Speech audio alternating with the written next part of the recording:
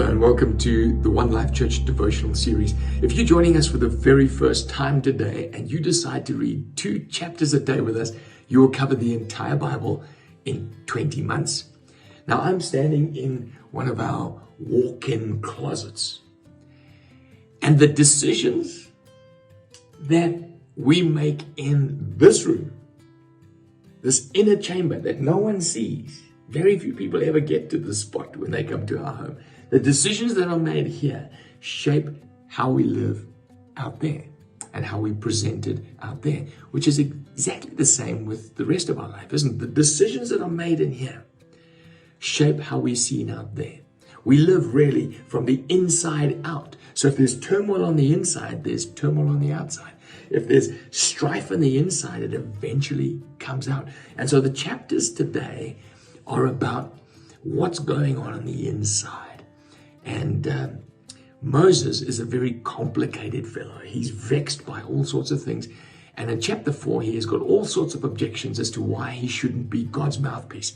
God gives him miracles to perform, snakes becoming rods, leprosy on a hand put into a jacket becomes clean, blood poured out onto the ground. And he still complains. He for some reason, he doesn't want to be the mouthpiece. And he's got these complications inside. And when God says to him, okay, if you want to talk for me, I'll get your brother Aaron.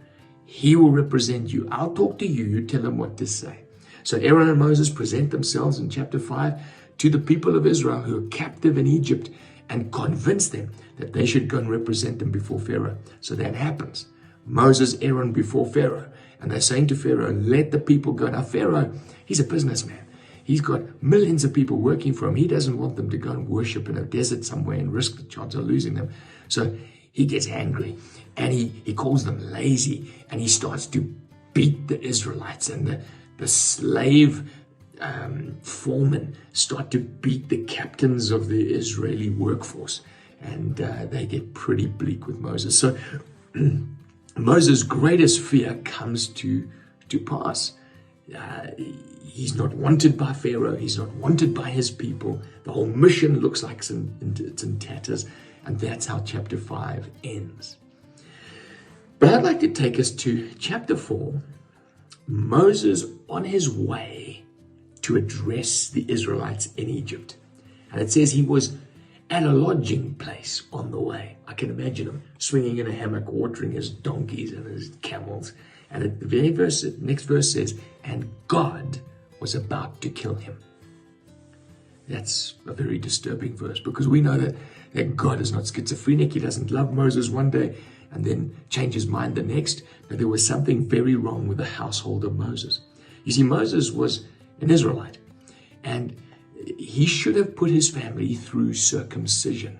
That was God's covenantal dealings with the people of Israel, but he hadn't. So Zipporah, that's his wife, who's not an Israelite, pulls out a flint knife, does the operation, throws the foreskin at the feet of Moses, very graphic, and says, you've become a bridegroom of blood to me.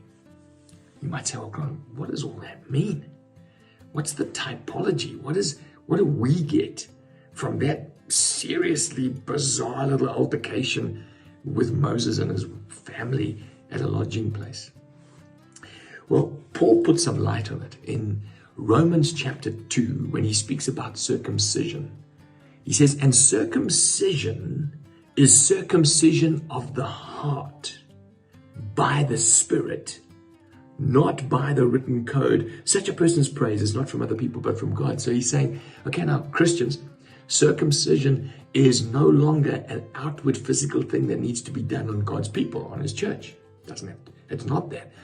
You see, circumcision was done by a priest, or in this case, Zipporah. It was painful.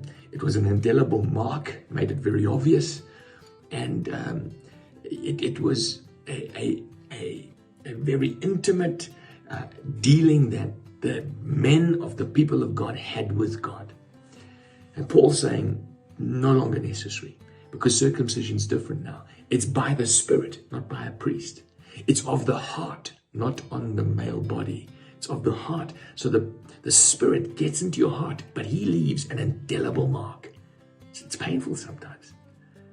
And this is the wrestlings of God with his people. So it's beautiful picture language saying, listen, the people of God now, they are marked. They have this covenantal mark, but it's done by the Holy Spirit as we wrestle with him, as we surrender to him, as we yield ourselves to him, as we present ourselves to him. And he works on the inside. And as he works on the inside, it shapes how we live on the outside. God bless you. I pray that as you read these chapters and possibly even Romans 2 today, trust the Holy Spirit to minister to you.